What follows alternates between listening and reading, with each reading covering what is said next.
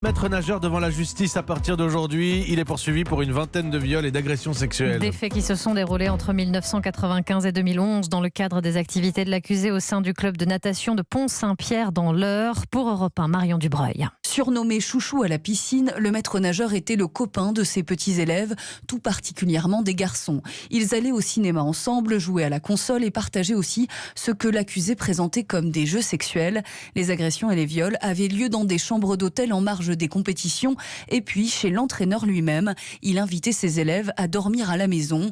Marie Grimaud, avocate de partie civile. Ils ont fait l'analogie avec la maison de Michael Jackson, c'est-à-dire que c'était une maison enchantée où tous les jeux étaient possibles, tous les interdits parentaux étaient levés, regarder la télé à pas d'heure, manger du popcorn à pas d'heure, et donc une confusion se met à l'œuvre dans laquelle l'enfant ne va pas distinguer des épisodes sexuels des autres plaisirs de son quotidien et se soumettre bien malgré lui au désir, pour le coup, extrêmement sexuel et parfois violent de la part de ce maître nageur. À l'époque, les parents ne se doutent de rien. Le maître nageur est une institution, une figure clé du club. Une mère s'étonne que son fils ne veuille plus aller chez son entraîneur qui a tant fait pour lui.